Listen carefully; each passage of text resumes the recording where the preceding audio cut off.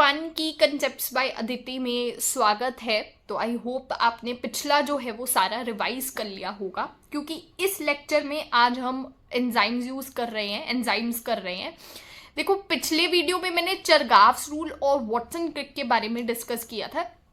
ये बायोमोलिक्यूल से कट चुका है सारा पार्ट, और वो जो है पार्ट यहाँ पर मॉलिक्यूलर बेसिस ऑफ इनहेरिटेंस में, मॉलिक्यूलर बायोलॉजी में आएगा यहाँ पर। तो वो टेंशन लेने की कोई ज़रूरत नहीं है, क्योंकि मॉलिक्यूलर बायोलॉजी क्लास 12th में वो कवर हो जाएगा। तो आज हम डिस्कस कर रहे हैं एंजाइम्स का पार्ट 1, क्योंकि बहुत बड़ा है, इसीलिए मतलब एक लेक्चर में इसको करवाना बिल्कुल मुश्किल होगा। सबसे पहले एंजाइम्स के बारे में देखें तो ये बिल्कुल प्रोटीन्स से बने होते हैं। अब एनसीईआरटी ने लिखा है कि all enzymes are proteins except, exception बहुत जरूरी है, मैं एक्सेप्शन लिख रही हूं, except ribozyme and ribonuclease P. ये आरएनए से बने होते हैं। एंजाइम्स है, रेट ऑफ रिएक्शन को बढ़ाते हैं, लेकिन यहां पे पेन नहीं दिखेगा, लेकिन ये आरएनए से बने होते हैं, इसीलिए इसको हम प्रोटीन्स में नहीं गिनते हैं। ठीक है, उसके बाद अगर हम बात करें, प्रोटीन्स है, उसके बाद बायोकैटलिस्ट का काम करते हैं, यानी रेट ऑफ रिएक्शन को बढ़ाते हैं, तो दे एक्ट एज बायोकैटलिस्ट। ठीक है, बायोकैटलिस्ट, कैटलिस्ट यानी कि इट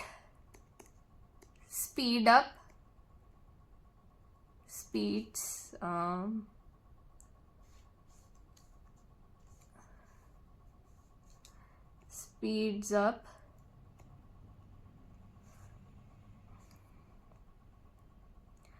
the rate of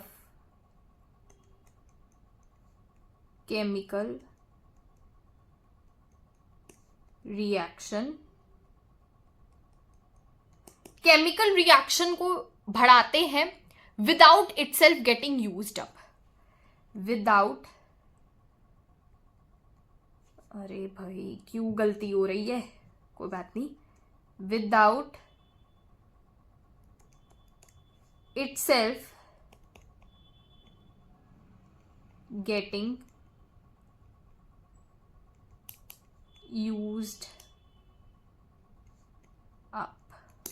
ठीक है, और ये एक्टिवेशन एनर्जी को भी कम करते हैं, so they decrease the activation energy. ठीक है, they decrease the activation energy. ठीक है, तो प्रोटीन्स है, एक्सेप्ट राइबोजाइम, राइबोन्यूक्लियस पी। दूसरा, बायोकैटलिस्ट की तरह काम करते हैं, it speed up the rate of chemical reaction without itself getting used up, खुद यूज नहीं होते रिएक्शन में। और दूसरा ये है कि एक्टिवेशन एनर्जी को ये कम करते हैं। तीसरा ये है कि ये एक हाईली स्पेसिफिक होते हैं, ऐसा नहीं है कि एक एंजाइम जो है वो मल्टीपल सबस्ट्रेट के साथ रिएक्ट करेगा, एक एंजाइम एक सबस्ट्रेट के साथ ही रिएक्ट करेगा, अपने अपने सबस्ट्रेट के साथ एंजाइम जो है वो रिएक्ट करेंगे, किसी और सबस्ट्रेट के साथ ये जाकर रिएक्ट नहीं करेंगे। उसके बाद तीसरा ये है कि ये एक हाईली एफिशिएंट जो है एंजाइम जो है वो होता है। अब हाईली एफिशिएंट का अगर मैं आपको बताऊं तो यहाँ पर मैं अगर आपको डेटा दूं, वाटर प्लस CO2, ये रिएक्शन ना हमारी बॉडी के अंदर, लंग्स के अंदर होता है। H2O प्लस CO2 ये सेल्स के अंदर होता है, ताकि बाइकार्बोनेट आयंस लंग्स तक पहुंच सके। तो इसीलिए यहाँ पर ये H2CO3 और ये टूटता है into H प्लस HCO3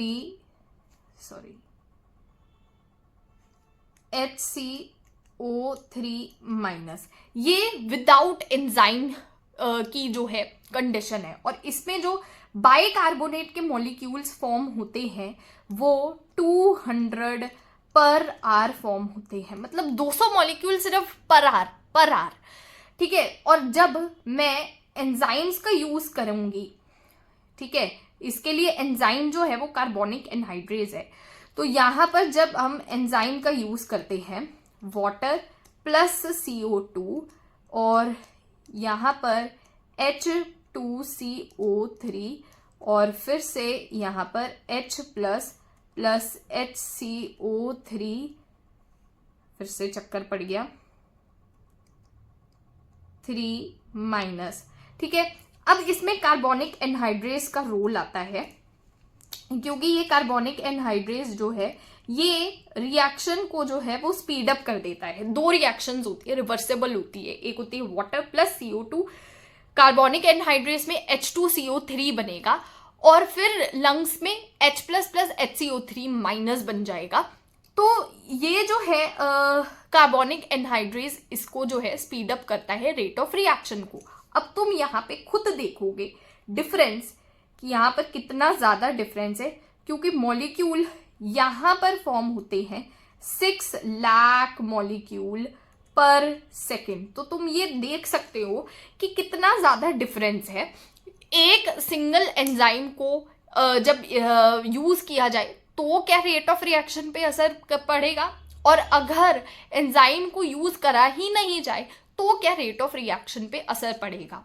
तो एक बार ये रिवाइज कर लेते हैं। एक बार प्रोटीन्स है, ठीक है, एक्सेप्ट राइबोजाइम, राइबो न्यूक्लियस भी, क्योंकि वो RNA से बने होते हैं।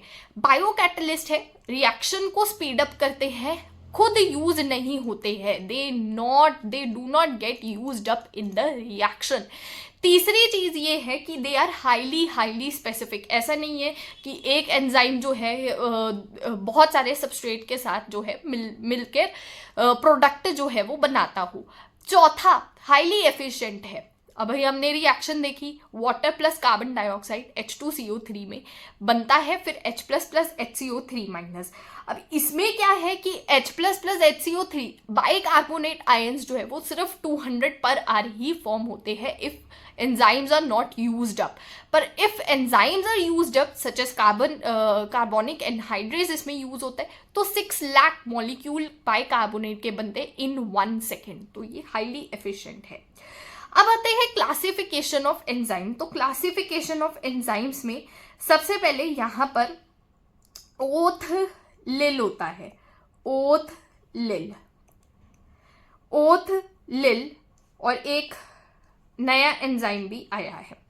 इसकी क्लासिफिकेशन है ये एंजाइम क्लासिफिकेशन, ये 1 है, ये क्लास 2 से है, ये क्लास 3 से है, ये क्लास 4 से है, ये क्लास 5 से है, ये क्लास 6 से है, और अभी एक नया एंजाइम जो है वो मिला है जो कि क्लास 7 से है, ओथ लिल।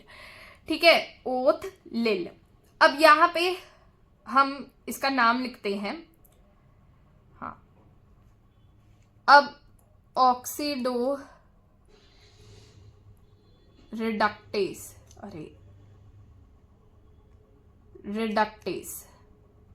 Oxido reductase. ठीक है।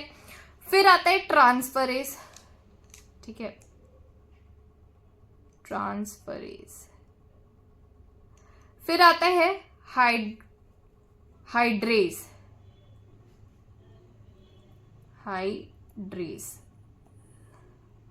फिर आता है lyase, isomerase, ligase and translocase.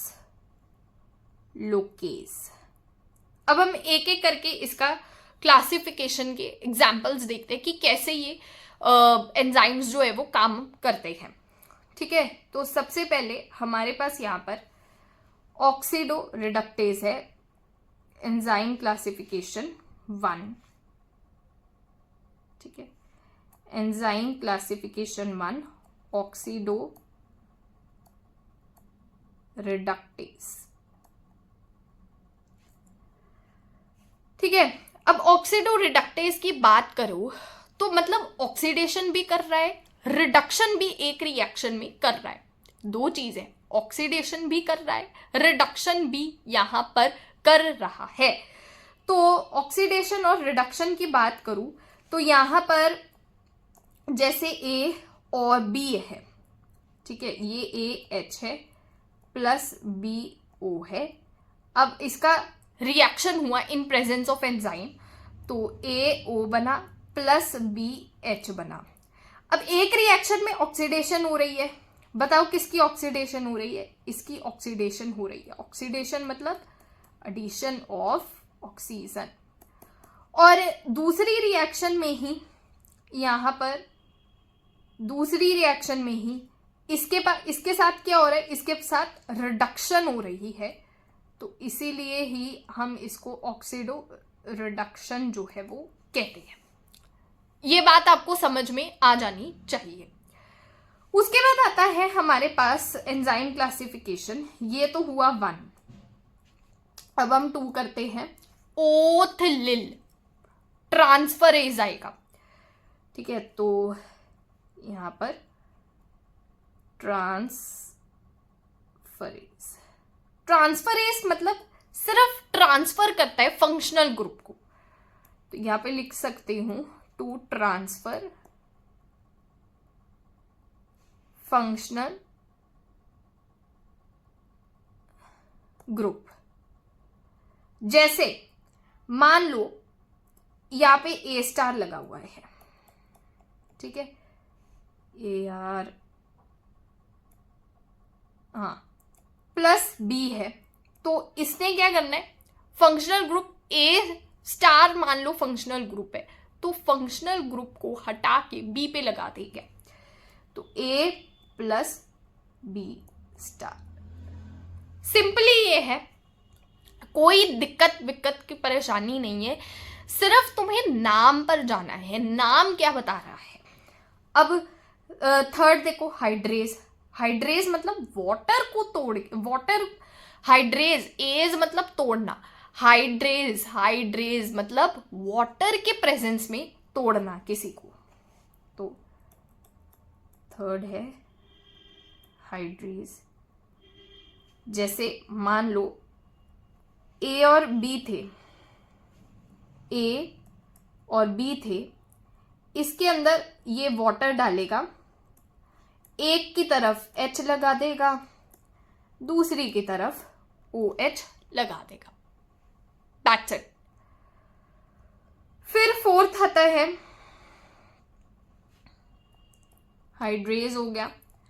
उसके बाद आता है लाइएज। लाइएज में इसमें क्या होगा कि वाटर के प्रेजेंस में नहीं टूटेगा, किसी और एंजाइम जो है वो जस्ट सेपरेट कर देगा, तो यहां पर लाइएज है, जैसे ए बी, ये टूट के ए प्लस बी में बन जाएगा। फिफ्थ होता है आइसोमरेज, तो आइसोमरेज, इसमें मैं आपको एग्जांपल देती हूं ग्लाइकोलिसिस की। ग्लाइकोलिसिस में क्या होता है भाई, ग्लूकोज 6 फॉस्फेट जो है ये फॉस्फोग्लूको आइसोमरेज, ठीक है, तो ये है फॉस्फोग्लूको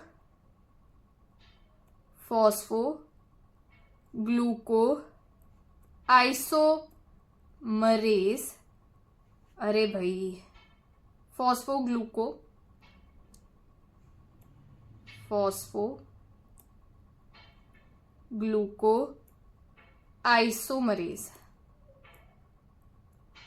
आइसोमरेज, तो इसके प्रेजेंस में क्या होता है, ग्लूकोज 6 फॉस्फेट क्या बन जाता है, फ्रक्टोज 6 फॉस्फेट।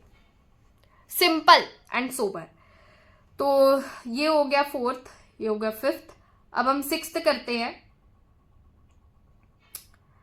सिक्स्थ करते हैं, और सिक्स्थ कौन सा है अपना? लाइगेज, ठीक है, लाइगेज है।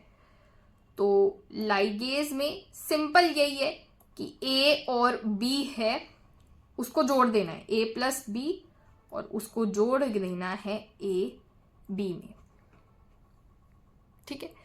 उसके बाद आता है हमारे पास सेवेंथ, यही लिख रही हूं, ट्रांसलोकेज।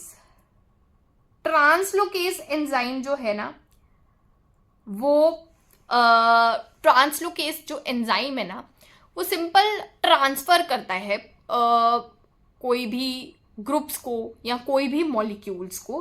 तो ट्रांसफर ऑफ मॉलिक्यूल्स, यहां पर लिख देती हूं, ट्रांसफर ऑफ मॉलिक्यूल्स। एग्जाम्पल फ्लिपेज और फ्लॉपेज होता है, इसमें एग्जाम्पल है फ्लिपेज एंड फ्लॉपेज। ये प्लाज्मा मेम्ब्रेन के अंदर जो है वो मिलता है। तो यहां पर आज हमने एंजाइम्स और क्लासिफिकेशन ऑफ एंजाइम्स को देखा है। अगले लेक्चर में हम पढ़ेंगे कि how do enzymes work. Enzymes actual में काम कैसे करते हैं, कैसे एक्टिवेशन एनर्जी को कम करते हैं, कैसे सबस्ट्रेट के साथ जुड़ते हैं, और क्या करते हैं सबस्ट्रेट से जुड़ के, वो हम यहाँ पर देखेंगे। तब तक के लिए just revise all the things that we have done today. उसके बाद नेक्स्ट लेक्चर में हम एंजाइम्स की फंक्शनिंग के बारे में जो है वो डिस्कस करेंगे।